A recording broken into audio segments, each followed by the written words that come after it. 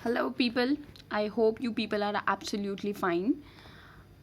उम्मीद करती हूँ आप लोग सब पढ़ रहे हैं, चाहे मेरे चैनल से चाहे कहीं और से, पर जैसा भी पढ़ रहे हैं अच्छा पढ़ रहे हैं। So in today's video we are going to cover the third poem of reader book beehive of class 9 CBSE and the name of the poem is rain on the roof by Coates Kinney, right? So basically before starting the poem I would like to discuss the central idea of the poem. Central idea मतलब main poem में किस बारे में, ये poem क्या सोच के लिखी गई है, क्यों लिखी गई है और इसका क्या मतलब क्या आउटकम है, ठीक है। द थीम हाईलाइट, सबसे पहले जो थीम है पोएम की वो ये रखी गई है कि रेन के अंदर हीलिंग पावर होती है। हीलिंग पावर का मतलब होता है किसी भी पेन को सही करने की, रिकवर करने की, ठीक है। उसके बाद दूसरी चीज़ ये बताई गई है कि रेन के साथ हमारी बहुत सारी मेमोरीज एसोसिएटेड होती है। देखिए, हील का मतलब होता है किसी घाव को भरना। अगर मैं लैंड के कंटेक्स्ट में बात करूँ तो लैंड अगर सूखी होती है और उसके ऊपर बारिश हो जाए तो लैंड की जो सूखा है, जो ड्रोट है, सूखा जो पड़ रहा है उसको भर देगा, वो हील कर देगा। ह्यूमन इमोशंस में भी वो बहुत ज़्यादा यूज़ होता है। यूजुअली आपने सुना होगा कि रेन को एसोसिएट किया जाता है रोने के साथ, ठीक है। तो ये भी क्या है, रोकर हम क्या करते हैं, अपने आप को, हमारा मन हल्का हो जाता है। इसी तरीके से बिल्कुल ये बोला गया है कि रेन के अंदर क्या है, एक हीलिंग पावर होती है, ठीक है। दूसरी चीज़, some of the best memories of human are associated with rain. कभी कभार ऐसा होता है कि हमारी ज़िंदगी की या हमारे बचपन की भी ऐसी बहुत सारी यादें हैं बारिश के साथ जो जुड़ी हुई हैं, और बहुत अच्छा लगता है उन यादों को जब हम वापस से क्या करते हैं, रिकॉल करते हैं, दोबारा से याद करते हैं, ठीक है। Rain refreshes and rejuvenates. Rejuvenate का मतलब होता है गिविंग लाइफ अगेन, ठीक है, दोबारा से तरोताज़ा कर देना किसी चीज़ को। तो रेन हमें क्या रिफ्रेश कर देती है, अच्छा फील कराती है, and forces us to recollect and relive our past. और कभी कभार ऐसा होता है जब हम बड़े हो जाएंगे, अभी जो ये बारिश के साथ खेलना है, बारिश में नहाना है, ये सब, अभी तो बारिश कम होती है, पहले बहुत खूब बारिश हुआ करती थी और उसमें सबसे ज़्यादा मज़ा क्या आता था, स्कूल से छुट्टी हुई है और आकर आपको बारिश में नहाने को मिल रहा है, ठीक है। तो ये जब हम बड़े हो जाएंगे तो हमें ये चीज़ें बहुत याद आने वाली है। तो रिकलेक्ट का मतलब होता है पुरानी बातों को याद करना। रिकलेक्ट मतलब पुरानी बातों को याद करना, ठीक है, और वापस से जीना। रीलिव मीन्स वापस से जीना। जैसे मेरे पास पेंसिल है इस टाइम, मैं आपसे भी कहती हूँ कि अपने हाथ में पेंसिल रखो ताकि मैं जो भी चीज़ें लिखती जा रही हूँ या जो एक्सप्लेनेशन बताती हूँ आप वो साथ साथ लिख पाएँ, ठीक है। अब इस पोएम में रिफ्रेन का बहुत ज़्यादा यूज़ है। अब रिफ्रेन क्या होता है, एक वो फिगर ऑफ स्पीच है जो कि क्या बताता है, यूज ऑफ रिपीटेड लाइन और idea which tell us about the central idea of the poem, ठीक है। जो हमें कुछ ऐसी लाइन्स जो रिपीटेड हैं या कुछ ऐसे वर्ड जो रिपीटेड हैं और हमें मेन पोएम या वो चैप्टर की मेन लाइन का आइडिया दे रहे हैं कि पोएम हमें क्या कहना चाह रही है, ठीक है। तो वो क्या है, रिफ्रेन है, ठीक है। So without any delay let us begin with the explanation, okay. So आपके सामने यहाँ पे मैंने लाइंस लिखी हुई हैं, उनके साथ आप देख सकते हैं मैंने एक्सप्लेनेशन पार्ट भी लिखा हुआ है, ठीक है। So without any delay let us start. When the humid shadows hover over all the starry spheres and the melancholy darkness gently weeps in rainy tears. What a bliss to press the pillow of a cottage chamber bed and lie listening to the patter of the soft rain overhead. ठीक है, इसकी rhyme scheme पे सबसे पहले हम बात कर लेते हैं। कुछ भी डिस्कस करने से पहले सबसे पहले हम राइम स्कीम की बात कर लेते हैं। अब इस पोएम की अगर हम राइम स्कीम देखें तो हम 4 लाइन्स के साथ जाएंगे। Will go according to the 4 lines group, ठीक है। एक 4 लाइन्स का हमने ग्रुप बनाया है, एक स्टैंजा बनाया है। When the humid shadows hover, rhyme scheme हमेशा लास्ट वर्ड को कंसीडर किया जाता है। पहला word hover, then spheres, then darkness, then tears. Spheres, tears, spheres, tears, ये सेम साउंड के हैं। होवर, डार्कनेस सेम साउंड नहीं है, तो होवर और स्फीयर दोनों अलग साउंड के हैं। ये ए, ये बी, ठीक है, ए बी। स्फीयर्स और डार्कनेस दोनों की साउंड अलग है, इसलिए ये बी है तो ये सी। डार्कनेस और टीयर्स दोनों की साउंड अलग है तो डी नहीं लिख दूंगी, मैं देखूंगी ए बी सी में से किसी की राइम इसके साथ मैच कर रही है या नहीं। तो होवर की टीयर्स के साथ नहीं, डार्कनेस की टीयर्स के साथ नहीं, स्फीयर्स की टीयर्स के साथ हाँ मैच हो रही है sound, spheres tears, spheres tears, similar है बोलने में, तो ये बी। तो राइम स्कीम हमारे पास आ गई ए बी सी बी। इसे इस तरीके से लिखते हैं ए बी सी बी, ठीक है। चलिए एक्सप्लेनेशन पे आते हैं। When the humid shadows hover over the all starry spheres, humid shadows बोला गया, humid shadows बोला गया है क्लाउड्स को। humid क्यों बोला? humid का मतलब होता है नमी वाला, पानी वाला, जिसमें पानी हो। तो यहाँ पे जो क्लाउड्स हैं वो क्या हैं? वाटर लैडन है।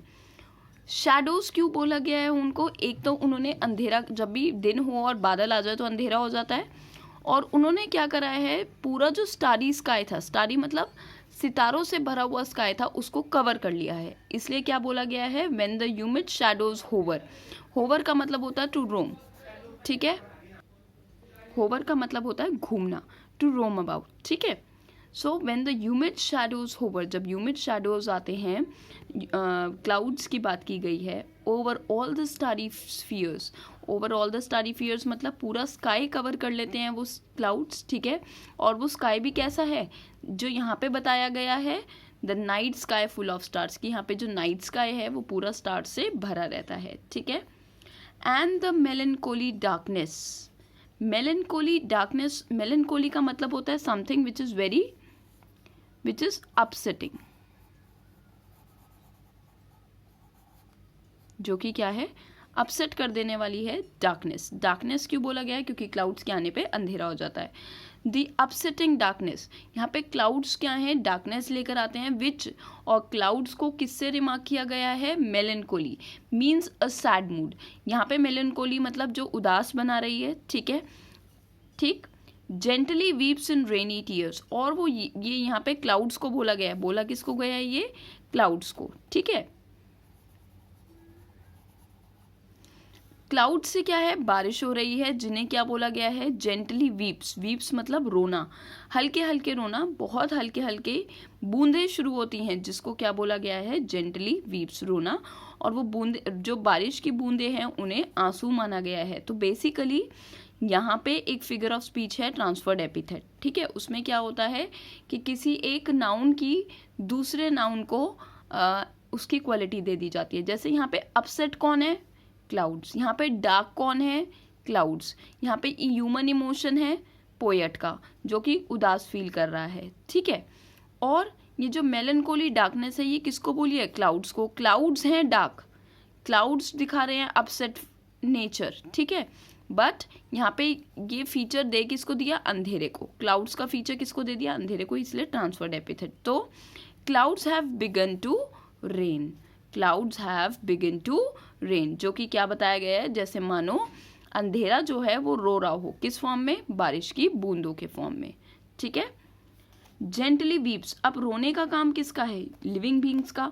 जब भी लिविंग बींग्स जैसी किसी हम चीज को लिविंग बींग वाला फीचर देते हैं तो उसे हम बोलते हैं पर्सोनिफिकेशन, जो कि एक फिगर ऑफ स्पीच है, ठीक है। अब पर्सोनिफिकेशन क्या है कि यहाँ पे क्लाउड्स जो हैं रो रहे हैं, जबकि रोने का काम किसका है? लिविंग बींग्स का, ठीक है। What a bliss to press the pillow, what a bliss to press the pillow। ऊपर जो हमारे पास मूड आया है वो मूड कैसा है? It is upsetting, sad mood. इससे हमें क्या पता चल रहा है? सैड मूड, ठीक है। What a bliss, क्या आनंद आता है कि आराम से पिलो के ऊपर अपना सर रखो। प्रेस द पिलो, पिलो के ऊपर आप खुद तो नहीं लेट जाते हो, सर रखते हो, ठीक है। Of a cottage chamber bed, chamber मतलब एक छोटा सा कमरा है, एक छोटे से घर का एक छोटा सा कमरा है, उसके बेड पर पोएट आराम से लेटता है, ठीक है, और अपना सर पिलो के ऊपर रखकर एंड लाई, लेट जाता है, लिसनिंग टू द पैटर। पैटर का मतलब क्या है? साउंड वर्ड है, जो कि बारिश की बूंदों को बता रहा है, साउंड वर्ड, ठीक है। Of the soft rain overhead, of the soft rain overhead का मतलब है सर के ऊपर, तो यहाँ पे उसके सर के ऊपर बारिश नहीं हो रही है, it is raining on the roof, बारिश कहाँ हो रही है? रूफ पर, ठीक है। तो वो पोएट यहाँ पे कहता है कि उसे बहुत प्लेजर फील होता है, he feels pleasure in listening to the sound of the rain drops falling on the roof, जो कि उसे बहुत अच्छा लगता है कि जब रेन ड्रॉप्स उसकी छत पर उसकी आवाज़ आती है, ठीक है। अब यहाँ पे जो पोएट का मूड दिखाया गया है, यहाँ पे इस स्टैंजा में जो मूड दिखाया है वो क्या दिखाया है? वो क्या दिखाया है? एक हैप्पी मूड दिखाया है, ठीक है, जहाँ पे उसे बहुत अच्छा लग रहा है बारिश की बूंदों को सुनकर, ठीक है। दो चीज़ मैं यहाँ पे कवर करूँगी, contrast of mood off atmosphere and the poet. Contrast मतलब अपोजिट। यहाँ पे एटमॉस्फेयर और पोएट का मूड अपोजिट कैसे है? जैसे देखिए बाहर कैसा मौसम है, ऐसा मौसम जो किसी को भी उदास कर दे, क्योंकि रेन, बारिश का होना जिस तरीके से एक पॉजिटिविटी माना जाता है उसी तरीके से एक नेगेटिविटी भी माना जाता है कि आसपास की चीज़ें मानो रो रही हूँ, ठीक है।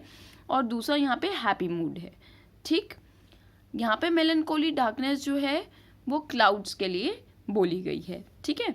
नेक्स्ट पोएटिक डिवाइस यहाँ पे एलिट्रेशन है। एलिट्रेशन का मतलब क्या होता है? जब दो या दो से ज़्यादा वर्ड एक ही लाइन में इस तरीके से आते हैं कि एक ही लाइन में इस तरीके से आते हैं कि उनकी जो बिगिनिंग साउंड्स है, बिगिनिंग साउंड वर्ड है वो सेम रहे। जैसे कॉटेज, चैम्बर, हैं तो दोनों सी, पर ये कॉटेज में इसमें के की आवाज़ साउंड कर रही है और इसमें च, चैम्बर, च, चैम्बर, तो ये एलिट्रेशन नहीं है, ठीक है, ये एलिट्रेशन नहीं है, ठीक। नेक्स्ट है हमारे पास लाई लिसनिंग। लाई लिसनिंग, एल एल की साउंड है, ये हमारे पास एलिट्रेशन है, ठीक है। यहाँ पे देखिए स्टारी स्फीयर्स, स्टारी स्फीयर्स, ये क्या है? एलिट्रेशन है। मैंने जितने भी पोएटिक डिवाइस हैं आपने देखा है मैंने उन्हें स्टार किया हुआ है। ट्रांसफर्ड एपिथेट, रिफ्रेन, मैंने अभी आपको पहले समझाया। पैटर, क्योंकि ये एक साउंड वर्ड है और जितने भी साउंड वर्ड्स हैं हम उनको ओनोमेटोपिया बोलते हैं, ठीक है। तो एलिट्रेशन को भी यहाँ पे आप स्टार करके लिख लीजिए, एलिट्रेशन, और यहाँ पे भी आप लाई और लिसनिंग में लिख लीजिए स्टार करके एलिट्रेशन, ठीक है। चलिए let us move to the second paragraph. Every tinkle on the shingles has an echo in the heart. Every tinkle, फिर से एक साउंड वर्ड आया है, ओनोमेटोपिया, ठीक है। ऑन द शिंगल्स, शिंगल्स क्या होते हैं बेटा? आपने कभी देखा हो कार्टून्स में जिसमें छत के इस तरीके से रहती है कि पानी जो है वो बहे, ठीक है। तो एक के ऊपर एक के ऊपर एक इस तरीके से शिंगल्स रहते हैं, ठीक है, जो कि क्या करते हैं? रेनी वाटर को जल्दी से सीप डाउन करने में हेल्प करते हैं, ठीक है। जो यूजुअली शिंगल से रूफ बनाई जाती है, आपने कभी ऐसे भी देखी होगी, रूफ इस तरीके से रहती हैं और एक लंबी लंबी शीट जो है छत के ऊपर बिछी हुई होती है, वो शिंगल्स होती है। Has an echo in the heart, has an echo in the heart मतलब कि जो जैसे जैसे हर एक बूंद है, every tinkle means every drop of rain, यहाँ पे एवरी ड्रॉप ऑफ रेन, ठीक है, वो क्या है? जब भी शिंगल पर गिरती है, जब भी छत पर गिरती है, वो एक एको क्रिएट करते हैं उसके हार्ट में, और वो एको इसको कैसी लगती है? मानो रेन की जो साउंड है ना, रेन की गिरने की जो साउंड है उसके साथ रिदम में जा रही हो। रिदम क्या होता है? साथ में तालमेल बनाना, साथ में तालमेल बनाना, ठीक है। तो ऐसा लगता है वो हर एक बूंद उसकी दिल की जो धड़कन है उसके साथ क्या बिठा रही है? अपना रिदम बिठा रही है, इसलिए बोला गया है इट क्रिएट्स एन एको। एको का मतलब क्या होता है? रिपीटेड साउंड, गूंज, गूंजने को बोलते हैं एको, ठीक है। And a thousand dreamy fancies, and a thousand dreamy fancies का मतलब क्या है? And a thousand dreamy fancies बहुत इंपॉर्टेंट लाइन है, ये और ये चार लाइन बहुत इंपॉर्टेंट है। And a thousand dreamy fancies into busy being start, और जैसे ही वो बारिश की आवाज़ को सुनने लगता है, जैसे ही वो बारिश की आवाज़ को सुनने लगता है, उसके दिल में, उसके दिमाग में क्या है? बहुत सारी फैंसीज, फैंसीज का मतलब है थॉट्स, ठीक है, बहुत सारे थॉट्स उसके दिमाग में आने लग जाते हैं। एंड 1000 ड्रीमी फैंसीज, तो a large number of recollection, recollection का मतलब होता है पुरानी यादें, रिकलेक्शन का मतलब क्या है, पुरानी यादें जो वापस आती हैं, of memories from the past, तो उसे अपनी पास्ट लाइफ से बहुत सारी मेमोरीज याद आने लगती हैं, into busy being start, into busy being start, और उसके माइंड को ऑक्यूपाई कर लेती है। पहले एक थॉट आया, फिर दूसरा थॉट, हम भी कभी कभार ऐसे होता है हमारे साथ कि हम लेटे हुए होते हैं, सोच कुछ रहे होते हैं, और सोचते सोचते सोचते सोचते एक ऐसे पॉइंट पे पहुंच जाते हैं कि हमारे दिमाग में आता है हमने कहाँ से सोचना स्टार्ट किया था, ऐसा भी होता है, ठीक है। तो ऐसे ही पोएट के साथ भी हुआ कि वो बहुत एक थॉट सोचता है, उससे बहुत सारी पुरानी पास्ट की चीज़ें उसके दिमाग में आने लगती हैं। एंड 1000 रिकलेक्शंस, रिकलेक्शंस का मतलब है पुरानी यादें।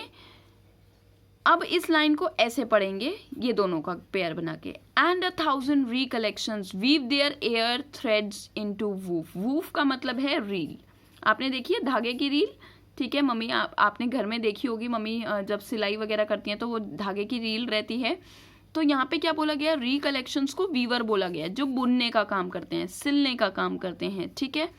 वो क्या कहते हैं, इतनी सारी यादें एक साथ आ गई कि वो सब यादें क्या बनाने लगती हैं, वीव करने लगती हैं, बुनने लगती हैं, कनेक्ट करने लगती हैं, क्या, threads of memories. Threads of memory का मतलब एक चीज़ से दूसरी चीज़ का याद आना, फिर दूसरी चीज़ से तीसरी चीज़ का याद आना, और ऐसे ऐसे करते करते सारी थॉट्स कनेक्ट होती जाती हैं। तो जैसे आपने देखा होगा, बारिश जब बहुत तेज़ हो रही होती है तो ऐसा लगता है इतनी लंबी लंबी बूंद एक के बाद एक गिर रही है, इतनी लंबी लंबी बूंद एक के बाद एक गिर रही है, और ऐसा लगता है धागे से गिर रहे जा रहे हैं, सिल्वर थ्रेड्स आर फॉलिंग, ठीक है। तो इसी तरीके से बोला गया है that 1000 recollections, there are many thoughts, weavers जिस तरीके से बुनता है उसी तरीके से उसकी पास्ट मेमोरीज क्या हैं, वो वीवर बन चुकी हैं यहाँ पे, और वो कनेक्ट करती हैं बहुत सारे एयर थ्रेड्स को बोला गया है, मतलब थ्रेड्स ऑफ मेमोरीज, ठीक है, क्योंकि हवा में है, दिखेंगे तो है नहीं वो धागे, तो वो क्या है, एक रील बनती चली जाती है, गुच्छा बनता चला जाता है, ठीक है, जिसमें वो सारी यादें इकट्ठी होती जाती हैं, ठीक है। Busy being start, busy being, तो ये क्या हो गया, एलिट्रेशन, आप यहाँ पे लिख लीजिए स्टार बना के, एलिट्रेशन, ठीक है। 1000 ड्रीमी फैंसीज, और यहाँ पे ट्रांसफर्ड एपिथेट है, क्यों, फैंसीज का मतलब है थॉट्स, ड्रीमी मतलब सोचते हुए, तो यहाँ पे जो थॉट्स हैं वो थोड़ी सोच रहे हैं, यहाँ पे तो ह्यूमन सोच रहे हैं, ह्यूमन पोएट सोच रहा है, बहुत सारे थॉट्स उसके दिमाग में आ रहे हैं, बट यहाँ पे हमने ड्रीमी फैंसीज को बोल दिया गया है कि सोच कौन रहा है, फैंसी, अपने आप थॉट्स जो हैं कुछ ना कुछ सोचे जा रहे हैं, अपने आप दिमाग कुछ ना कुछ सोचे जा रहा है, इसलिए ट्रांसफर्ड एपिथेट, ठीक है। नाउ यहाँ पे मेटाफर यूज किया गया, मेटाफर क्यों यूज किया गया है, क्योंकि वो एक वीवर का काम कर रहा है, ठीक है, वो किसका काम कर रहा है, वीवर का, वीवर से उसे रिलेट किया गया है। मेटाफर क्या होता है, जिसमें हम दो चीज़ों को कंपेयर करते हैं विदाउट यूजिंग लाइक और एज, ठीक है, और ये बुनने का काम कर रहे हैं क्योंकि ये इंसानों वाला काम कर रहे हैं, इसलिए यहाँ पे पर्सोनिफिकेशन भी है, मैंने लिखा हुआ है यहाँ, आप भी लिख लीजिए, ठीक है। And I listened to the patter of the rain upon the roof.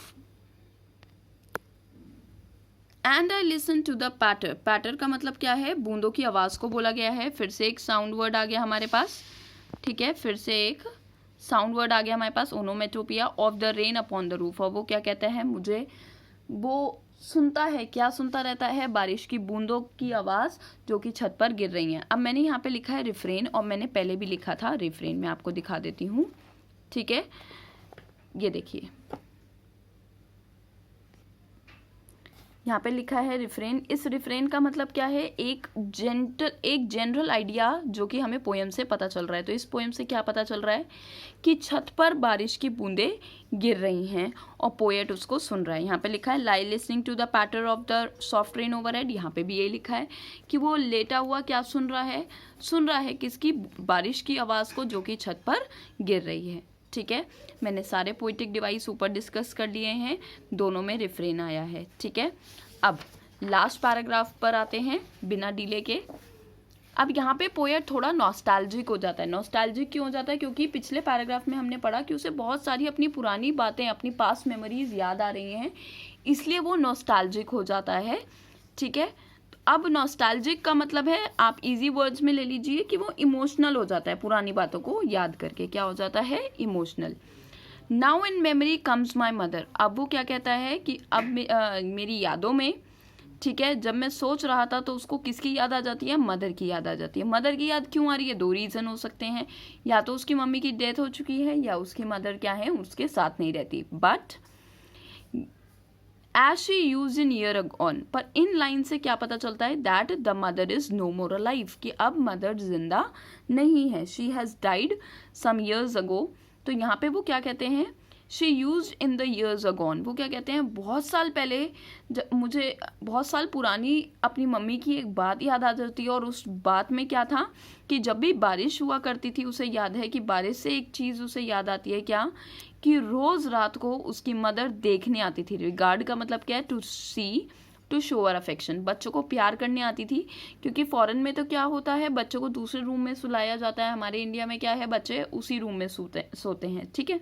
तो मम्मी तो स्पेशली सुलाने नहीं आएंगी, वो तो वहीं ही है आपके साथ। तो फॉरेन में क्या होता है कि पोएट जो है बच्चे दूसरे रूम में सोते हैं, तो रोज़ मदर उनको देखने आती थी कि बच्चे अच्छे से लेट गए कि नहीं।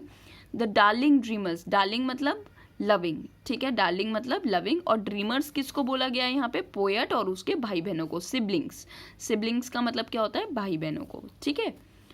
और she left them till the dawn, और वो रोज़ रात को ये देखने आया करती थी कि बच्चे ठीक से कंफर्टेबली लेट गए हैं कि नहीं। क्यों, क्योंकि अब सीधा कब मिलना होगा, सोने के बाद, that is in the morning, ठीक है। डॉन का मतलब है द अर्ली मॉर्निंग, डॉन का मतलब क्या होता है, अर्ली मॉर्निंग,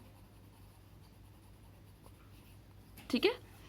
और मीन्स बिफोर, वो सुबह तक उठने से रात को आकर उनसे मिलकर जाती थी, क्योंकि अगली बार उन्हें कब मिलना होगा, सुबह में ही, ठीक है।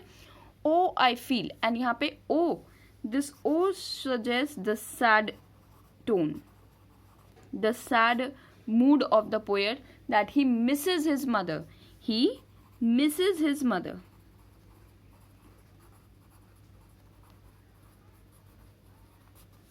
आई feel her fond look on me, वो कहता है कि मुझे आज भी याद है कि मम्मी कितने प्यार से हमें देखने आया करती थी, और वो याद ही है कि आज मुझे बारिश के होने पर फिर से याद आ गई।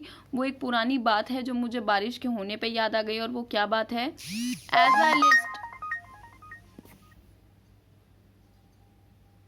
As I list to this refrain, as I list to this refrain का मतलब क्या है, कि मैं फिर से मेंशन करता हूँ इस रिफ्रेन को, इस रिफ्रेन मतलब इस लाइन को, इसी बात को, क्या, which is played upon the shingles, shingles को वही रूफ, ठीक है, रूफ पर वो बारिश की गिरती हुई आवाज़ें जिसको वो सुन रहा है बहुत ध्यान से, ठीक है। यहाँ पे लिस्ट का मतलब मेंशन भी, और लिस्ट का मतलब है लिसन भी।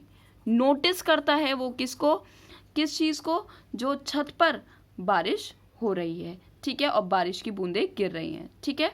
यहाँ पे एक फिगर ऑफ स्पीच है हमारे पास, ओनोमेटोपिया, क्योंकि पैटर वर्ड यूज़ हुआ, और इन लास्ट लाइन में क्या है हमारे पास, रिफ्रेन, और इसमें कहीं पर हमारे पास एलिट्रेशन है, देखिए, डार्लिंग ड्रीमर्स, डी, ठीक है। तो ये क्या हो गया है हमारे पास, ये पोएम ख़त्म होती है। आई hope you understood this poem. If you understood this poem, do hit the like button. I'll really be feeling appreciated. बहुत अच्छा लगेगा कि मेरी explanation जो है satisfactory है, आप लोगों को समझ में आ रहा है। So Kanupriya here signs out for today. I say you bye for today. So we'll meet in the next class. Thank you so much for watching the video. Have a nice time. Thank you.